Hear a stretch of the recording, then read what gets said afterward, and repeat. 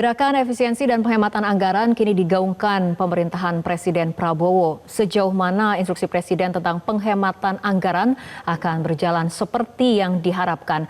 Untuk membahasnya telah bergabung bersama kami Ketua Umum Masyarakat Kebijakan Publik Indonesia, Rian Nugroho. Selamat malam, Pak Rian. Selamat malam, Pak Rian. Ya, selamat malam. Baik, Pak Rian, ini kan pemerintah melakukan penghematan anggaran kementerian dan lembaga. Menurut Anda, apakah ini akan efektif menghindari anggaran yang dikorupsi? Pertanyaan yang tidak mudah, karena penghematan anggaran tidak langsung serta-merta berhubungan dengan korupsi. Ya. Karena yang terjadi sekarang itu fokusnya lebih kepada bagaimana kegiatan-kegiatan yang itu disampaikan Pak Bret Mubazir yang harus disisir. Cuman ada satu fenomena yang ini nampaknya kurang sedap dilihat, yaitu sejumlah pejabat itu menyampaikan keresahannya kepada publik, kepada masyarakat, misalnya di KJ ya. Jadi seharusnya hal-hal semacam ini dikomunikasi di internal pemerintah, karena dengan demikian nampak ada dalam tanda petik ada penentangan gitu loh, akan kebijakan presiden. Ini harus ketahui karena presiden itu bukan hanya kepala pemerintahan tapi juga kepala negara. Jadi keputusan presiden itu harus dijalankan secara konsisten oleh instrumen negara lagi yang lain. Ini hanya bukti aja bahwa kebijakan efisiensi ini menjadi bagian yang saya sebut sebagai intractable policy gitu loh. Kebijakan yang itu memang nggak mudah. Nah ini yang mungkin yang kejadiannya adalah kebijakan ini tidak mudah, tapi dirumuskan dengan cara administratif, kemudian dieksekusi begitu aja, sehingga terjadi yang namanya sekarang komunikasi dari bawah, lembaga-lembaga terkait yang itu menjadi menampakkan kebijakan ini dalam tanda petik tentang gitu. Oke, berkaitan dengan publik, Pak Rian, apakah hal ini akan berdampak pada infrastruktur dasar atau mungkin muncul kekhawatiran mengenai imbas terhadap kualitas pelayanan publik, kesehatan, pendidikan, dan sosial masyarakat? Baik, pertama kalau kita bicara masalah imbas pekerjaan ya, saya agak lupa itu sekitar tahun 2020 dan 2021 itu ya, saat di tengah COVID itu, ada kajian dari Bank Dunia itu yang menyebutkan bahwa di tingkat pusat, pekerjaan yang bisa dikerjakan secara remote itu mencapai 80% dari total pekerjaan. Karena pekerjaan-pekerjaan di pusat sebenarnya bukan pekerjaan yang services. Seperti kita ketahui dengan undang-undang tentang pemerintahan daerah, pelayanan itu dengan prinsip desentralisasi ya, itu semakin diserahkan kepada daerah tingkat dua namanya, sekarang kabupaten kota. Jadi sebenarnya pelayanan dasar itu seharusnya tidak menjadi masalah sepanjang dia tetap ada di daerah yang penyelenggara itu, kecuali ya beberapa hal yang dikerjakan oleh pusat, yaitu seperti berhubungan dengan justisi, kemudian keamanan, pertahanan, kemudian keuangan, agama itu di pusat. Tetapi yang terjadi sekarang ini kan menampak praktek-praktek di mana pemerintah pusat, terutama pemerintahan birokrasi pusat ya, mempunyai banyak pekerjaan yang diklaim sebagai pekerjaan public services. Padahal di dalam teori desentralisasi, public service itu didesentralisasi supaya lebih kena kepada usernya. Nah ini barangkali bagian dari yang dilaksanakan oleh Pak Prabowo adalah bagaimana mempraktikkan teori ini jadi nyata. Dengan demikian, saya kira pemotongan di tingkat pusat bagus. Cuman yang harus diperhatikan adalah pemotongan di tingkat daerah. Ini yang dicermati karena jangan sampai mengurangi yang namanya itu adalah public service tadi.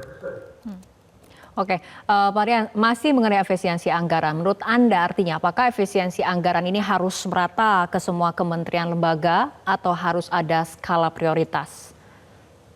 Oke, pertama kalau di pusat ya, sejumlah lembaga, baik lembaga negara ataupun lembaga pemerintahan yang dia menjalankan tugas-tugas pemerintah pusat yang tidak didesentralisasikan, maka dia relatif untuk tidak diganggu anggarannya. Jadi misalnya tugas-tugas berhubungan dengan, tadi kan saya sampaikan ada Kementerian Pertahanan kan, itu merupakan tugas pusat. Jadi itu dikeluarkan dari tujuan pertama untuk pengurangan juga kepolisian. Nah, lembaga-lembaga negara yang penegakan hukum seperti KY juga diperhatikan, karena itu yang tidak bisa serta-merta ya. Nah, yang itulah bersifat pembedaan di sistem asimetriknya. Jadi lembaga negara dan pemerintahan di tingkat pusat yang menjalankan fungsi-fungsi pemerintah pusat itu tidak serta-merta diutamakan dalam pemotongan. Nah, tetapi untuk lembaga-lembaga yang tugasnya didesentralisasikan, maka itu diprioritaskan untuk dipotong. Kenapa? Karena tugas-tugas mereka sebagian besar sudah didesentralisasikan ke kabupaten kota. Nah, dengan demikian kebijakan untuk memotong secara rata Pemda itu menjadi pertanyaan juga. Itulah sebabnya dalam hal ini sebaiknya Kementerian Keuangan segera melakukan audit lagi, karena jangan sampai nanti waktu berjalan menjadi pontang-panting. Karena yang namanya pemerintahan daerah, terutama di kabupaten kota, itu lebih baik untuk dijaga anggarannya, terutama yang bersifat pelayanan publik yang direct gitu. Nah, kalau nggak seperti itu, maka terjadi kesenjangan. Jadi kesenjangan akan terjadi apabila direct services terganggu. Misalnya pelayanan di kabupaten KTP dan sebagainya. Namun hal itu pun nanti juga akan dikombinasikan lagi dengan berapa banyak pelayanan publik yang itu sudah didigitalkan. Misalnya pelayanan SKCK, pelayanan untuk perkawinan, pelayanan untuk dan sebagainya. Jadi itu akan dihitung lagi. Memang yang jadi masalah adalah ada kemungkinan eksekusi kebijakan untuk pengurangan anggaran ini tidak akan dalam waktu 1 bulan ini, tetapi perlu waktu 1 bulan ke depan ini untuk membuat hitungan lebih baik lagi. Tetapi apabila pun tidak mampu dilakukan, minimal dikerjakan dulu, jangan komplain dulu, sambil kita lihat apa yang bisa kita lakukan di situ.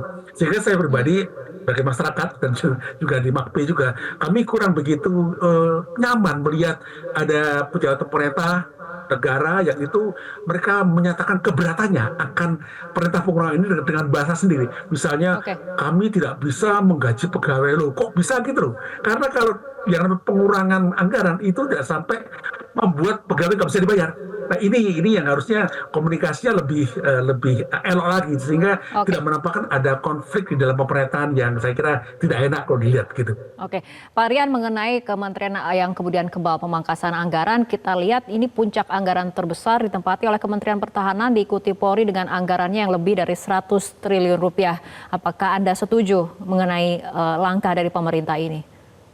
Jadi kalau kita mengacu pada undang-undang tentang pemerintahan daerah, itu ada sejumlah kementerian yang itu dalam istilah saya dapat dikeluarkan dari yang namanya pemangkasan itu. Ya, yang pertama jelas yang namanya Kementerian Pertahanan ya, karena dia berhubungan dengan pemerintah, kemudian kepolisian, kemudian penegakan hukum, kemudian apa namanya berhubungan dengan keuangan, karena yang namanya pelayanan perpajakan itu terpusat. Kemudian yang namanya itu adalah agama, itu bisa keluar dari sektor-sektor yang itu dipangkas. Apabila toh ada pemangkasan untuk ya istilahnya kepantasan ya, mungkin dia akan lebih kecil ketimbang yang lain-lain.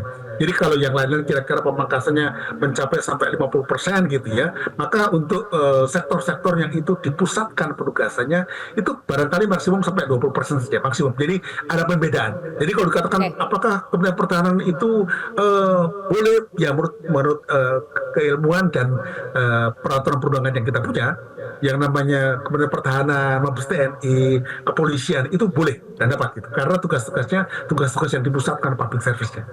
Oke, baik. Terima kasih Pak Rian Nugroho telah berbincang bersama kami malam hari ini dalam Prime Time News. Jelajahi cara baru mendapatkan informasi. Download Metro TV Extend sekarang.